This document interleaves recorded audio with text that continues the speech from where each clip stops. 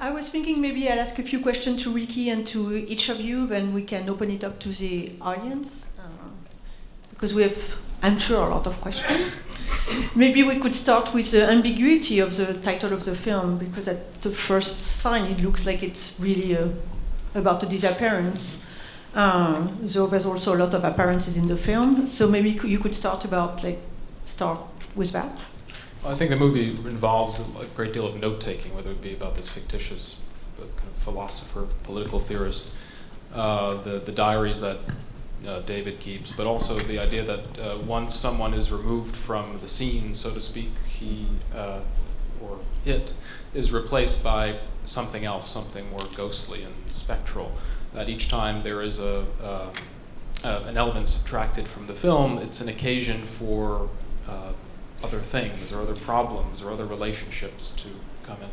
So, I mean, the appearance not being any one thing, but being more or less an idea that I think animates this movie. And the notes are really all around the film. So I was curious about how you created all the notes mentally and physically, which would be, the book covers, business cards, all the paperclip, the radio, everything that you could see and hear for the film, which seems also important. Well, I designed and printed, all of the newspaper articles you see, the New York Times, the New Yorker, the Harper's, and so on. Bingham's handwriting, I think, is... Did you create Bingham's handwriting, or it's his own? No, Bingham wrote his own journal entries, but some of my handwriting and some of the Talbis clippings show up.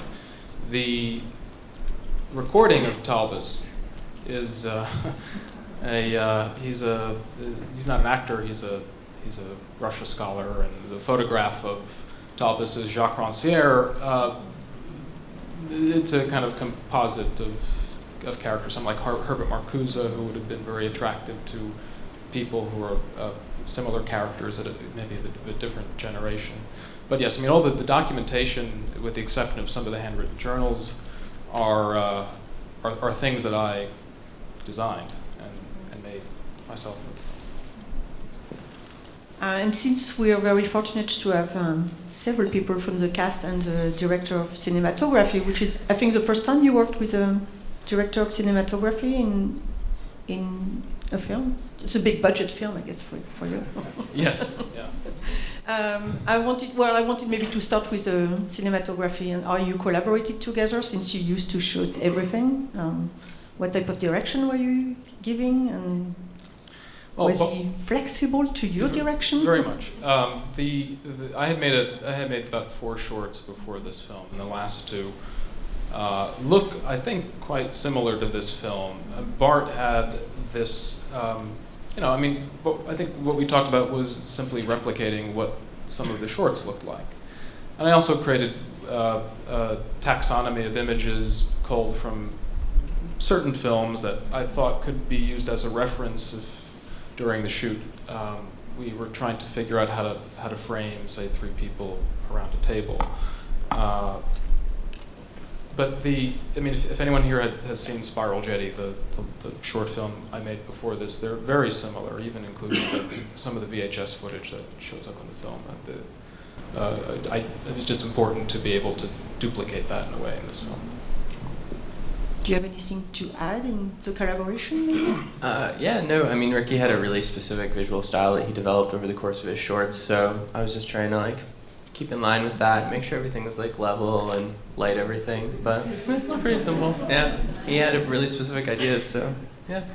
You've seen all the short films before you started working together? Yeah, when Ricky emailed me to talk about the film, he sent me all the shorts, so I watched them a bunch before we shot it, just to put into my subconscious Ricky's kind of visual style, and yeah. And the green, how did you create the green? Oh no, the green wasn't anything that was shot. Bart didn't shoot the green. I love the green. Thank you. It's a very specific color of green, and it brings a lot of memories when you watch a lot of films. Yeah. And maybe we can, when you drinking water. Okay, let's start with Bingham then. So you can have a sip of water. I'm good. Okay, so you've worked together, and it's before. So can you talk about a little bit what was different in making the feature as opposed to working with the short film with Ricky, and what did you bring maybe in the acting, but also very specific in the film? Yeah, so I'd done a short with Ricky before, the short that he'd done immediately previous to this, called Spiral Jetty. And when he asked me to get involved with that, I didn't know him very well. I'd seen Sixth Sense in the Pocket, his short, before that. But, and I showed up and we started shooting, and then before I'd really even managed to get adjusted, it was over because Ricky is so fast. He's amazingly precise and knows exactly what he wants, which means he sometimes gets it before you're aware that you've begun. So I think this time around I sort of expected that and had a sense of the rhythm of the shooting and about how I could be more present for that and not waiting in the wings so much. And it was that was also something I guess I talked about with Keith and Madeline and stuff before. Jessica had also been in Spiral Jetty. Yes. With that. Yeah. I would say the biggest difference was the crew. For Spiral Jetty, it was just Ricky with the camera, and I was really impressed, and I was like trying to help him carry stuff around. But for the feature, it was different. We had an actual crew, so. So you were pleased to come back to the bigger budget Yeah, film. I was. When he mentioned his feature during the short film shoot, I was like, please ask me to be in this, and then he did. So yeah, I was really excited. Did you shoot in sequence? Because obviously Bingham disappeared in the middle of the film. So were you hanging around after, or it was not shot in sequence? No, we didn't quite. Not at all. And then the movie is a little out of sequence now, so that confuses things in a fun way. But yes, no. Yes, no. That's my favorite type of answer, so yes, no. And what about you, Keith? Yes, no? Oh yeah, you do it very well. I had never worked with Ricky before, and so for me it was like, I think I maybe had like 7-ish days on set. One of the days I had no dialogue. It was just, picking things up and dropping things. So there was just a real comfort. And I think having seen Ricky's short in this room a few years ago at the New York Film Festival in the New York Shorts program, I had a certain sort of idea of what he wanted. But sometimes I think that's a little bit risky when you like think too much, like that you know what a filmmaker wants based on their past work, because maybe they're trying to do something different. So I don't think I was like trying to like sort of emulate what I had seen in Ricky's work, more as just like figure out the sort of vibe on set. And again, he was very, he had just thought about this film for so long that by the time we were on set, it went pretty quickly. Even if it took a while to set up a shot, it was just because he knew exactly what the shot was. So it wasn't like finding it. It was like what him and Bart and everybody had to do to just like get that there. So for me, like obviously it's not like the most like sort of like fireworks, emotional, all over the place acting experience or whatever. So it was more just like kind of trying to be part of like the crew, and everything was just kind of one unit. So it was it's pretty easy. Like I'll mention this thing that I was at a screening last month in Russia. We were just talking about this, that like a woman said that she was sorry that I had to work on such a depressing film. And it wasn't depressing. Like I had a nice time. Like again, it was like a 4-day week and a 3-day week, and like I'd like go hang out with friends after we shot. It wasn't crazy long days. So it was just like a really nice, kind of like lovely 2 weeks in the summer for me. I'm glad you had a good time on a depressing movie. Because Thank you. I wouldn't want to ruin your career with just depressing movie. And I would like to ask you, Medel, about your experience in working on the film. You have a really good dialogue and a great intonation in the delivery of your line, but Did you set this up, Ricky? No? That's so funny. Yeah, no, I had never worked with Ricky before, and I think I'm the only person who he gave extensive direction to, I believe. My character, Karen Apter, was based on a real person. Megan Falvey. Are you here, Megan Falvey? No. She's this brilliant... Waiting for you outside. I know, right? She's going to take me down. No, she just had this really specific way of speaking, very brilliant, academic around town. But Ricky had a very specific way he wanted me to speak, so we worked on that beforehand. But yeah, it was fun to be a little bit mean. It always is. Just a tiny bit, but I love this scene with the dialogue about like the big thing in the world and just like caring about a friend, but clearly it doesn't matter. Bigger fish to fry. I have more questions, but I want to know if people from the audience have anything to add at this point. Do we have a microphone? We do. We do. Okay, great. So raise your hand, and there's a microphone that will come towards you. Or I'll continue. Oh, oops! Someone is scared right there. Could you talk a little bit about the decision behind integrating the home video? Mm-hmm. I don't really have a specific question about it, but it was a pretty interesting part of the film. I wanted to hear a little bit more about it. In the short I made, Spiral Jetty, prior to this movie, the videotapes were an important narrative component. It involved a researcher as well, who was looking through videotapes, and the videotapes in that film were owned by someone very important. And it became a way during the editing, and I should say when I wrote the script for this film, there was no plan to use videotapes again.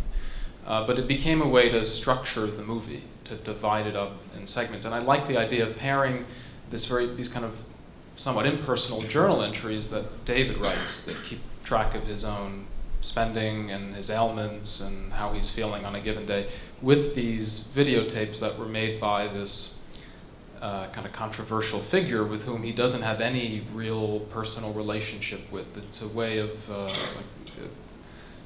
coupling these two very different characters as well as structuring the movie. I mean, there's a lot of parallelism in the film in terms of like the David's character and Taub's character. There's the way you structure the film, and I would like you to talk about this a little bit more. Well, it's interesting because so much of I think the movie is pretty faithful to the script that we used during the shoot. The script isn't very expository, but during the edit, I decided that there were ways to further split up or cut up this story in a way that is, as Bingham said, a bit disorienting. It kind of shifts in the film. The green, for instance, that appears throughout the movie, originally I thought, and this was something that was in the script, was that they would be chapter markers, that there would be text on screen that said, if not part 1, part 2, then that commented upon something that we were about to see. But the bursts of color became just, the green screen contributed to this cutting up of the film that weren't part of the script, like the VHS tapes. But I think most of the structuring of the movie came together in a way I didn't expect, and I was a little surprised by when I edited the film. That being said, before I wrote the script, there was a chart, and the chart had 4 or 5 columns, and one for each section of the film, and it was a way of mapping out the film at a very early stage, and, which sound would appear with which image before actually sitting down to write the script in script format. The sound design is extremely interesting too, the way you use sounds for images, the way I think sometimes it's maybe like using a small budget very creatively, but it makes it like a richer, deeper film. So can you talk about the sound? I knew that most of this movie would be like the short films. A great deal of information would be conveyed, if not in these newspaper clippings and off screen, and kind of things that are eavesdropping became this kind of recurring thing in the movie. The characters in the cafe and so on. But also I just like the idea that there's always this drone of noise that fills every frame, whether it be construction sound or sound of cars driving by. Most of the sound in the film wasn't recorded on set. It comes from sound libraries. So this I had the advantage in a way of knowing what the film would sound like before I started shooting, which I thought was very helpful for conceptualizing the film, but also a way to convey a tone, or to convey a setting or a place or a time. Is there any question? I just want to say something. When he goes to visit the parents at the beginning, and they say this is the last time you'll see them, is that a clue then to his disappearance, or is there any link there between? I don't really quite understand what happens with the parents. It is. Okay, so it's a question about when you visit the parents at the beginning, so it's the last time you're going to be here. So. Well, I think he says the last time you're going to see them. Well, how do I answer without kind of going into biography here? It was, it is very common. It was a common experience for me growing up. I didn't grow up in Chappaqua, but I grew up in a suburb. For me to want to be in my room while there were guests in a birthday party going on downstairs, and my mother would open the door and say, "This may be the last time you see them. Don't be rude. Come downstairs." I mean, there's a woman crying downstairs, and originally the scene played out a bit longer than you see in this finished film. And she's crying because she had lost her parents recently, and she misses her parents, and it's a birthday party for her, and the man whispers into her ear something that's meant to be consoling. So the line about it's the last time you see them, I really thought of as her trying to let her son know that because he's about to go to New York City and start this new life for himself, that shouldn't he have better manners and come downstairs and say goodbye to these people who, doesn't know, who knows when he'll see them again. He won't be living in the same city. It's very autobiographical. Is it? You didn't go down and say hi to the guest. Well, yeah, once in a while. I have another question about, the movie is very literary and also very cinematographic, full of references. So one would think of obvious references like Antonioni or Bresson, but can you talk maybe more about the literary influences on your work? I didn't write this with any specific. It wasn't informed by any literary references. There wasn't really anything I had in mind specifically. But there are, I think, pretty evident references to films that I like and watch. Devil Probably by Bresson being one. This movie by an American filmmaker named Peter Emanuel Goldman called Echoes of Silence, which is similarly divided up in handwritten segments about a kind of bunch of drifters in New York City from, I think, the early 60s. Muriel. I mean, there are certain things I was thinking about, and that became visual references as well when I was discussing, framing with art. Well, you do make your main character disappear. Yeah, Lavator, the psycho. Yes, I mean, when there's clues, visual clues, also, or sound clues like blow up. There's a lot of like things like this, but it does seem obvious. But the Alain Resnais references also are pretty good. Mm-hmm. Yeah. Is there anyone else? There's a question in the back.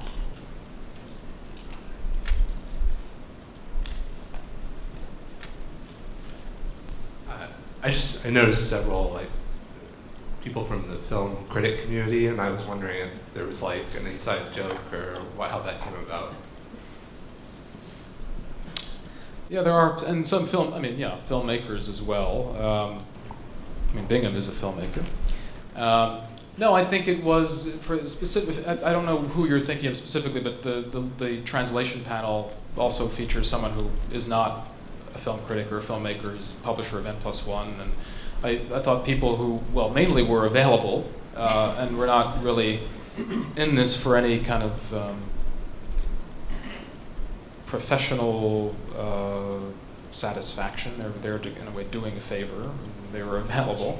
But also for the translation panel, having people who are critics or who work with critics, as editors say, or who are familiar with that world, I thought it just seemed, it just seemed intuitive. It seemed just to make sense to have people like that playing versions of people they know.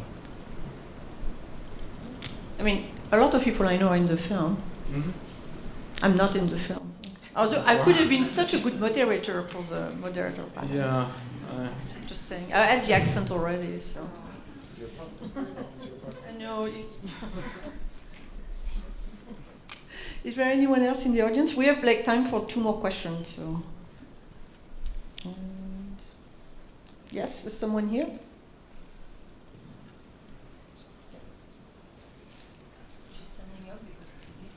So, I don't know if this was asked, but I noticed a complete lack of cell phones in texting. And I'm wondering, it was already asked. It's come up quite a bit. The question is about the lack of cell phones, yes? Oh. Yeah, something that has come up quite a bit in this movie, and it wasn't a choice to remove cell phones or computers or any reference to any of the technology that we all use. It just wasn't something I was thinking about.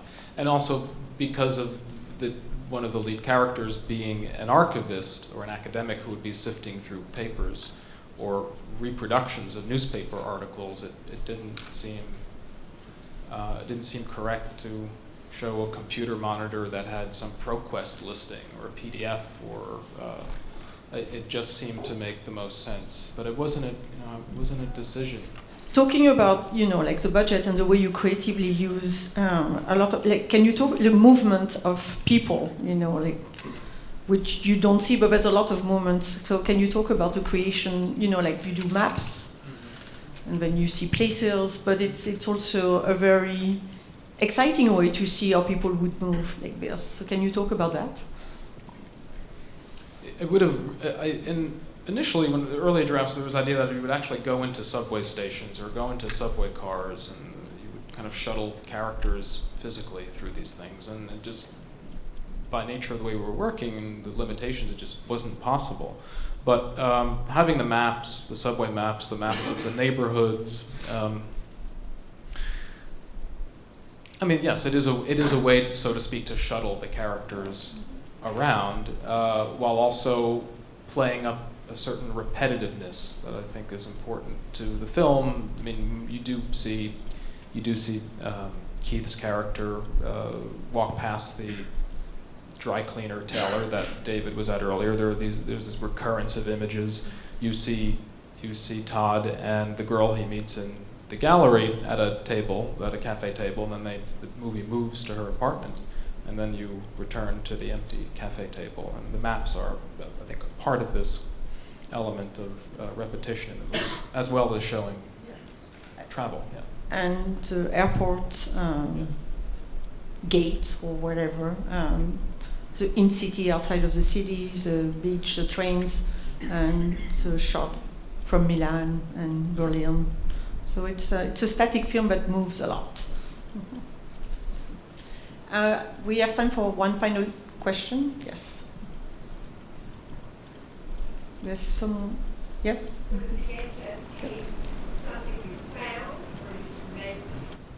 With the VHS tape, something I found or made. They were all found.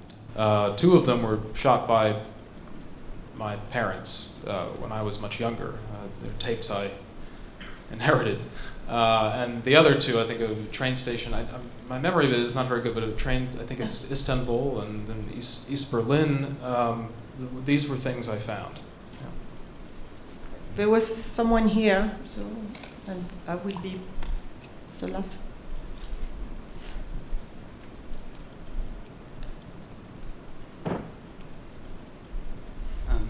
I know you briefly mentioned some influences, but I mean, watching this film visually and then reading some of your criticism, I definitely saw some seeds of Distraught and Rouillet in there. But I'm wondering, like, looking at them as like sort of rigorously political and didactic filmmakers that have sort of like this political grounding to their style, to their visual style. It's very much embedded in it.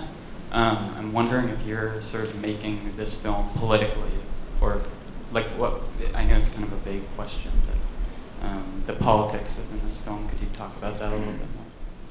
By nature of this guy, Talbot, I mean, the politics is inevitable just by given who he is, but I don't think of it as a political movie or a movie that has some kind of social, political agenda behind it.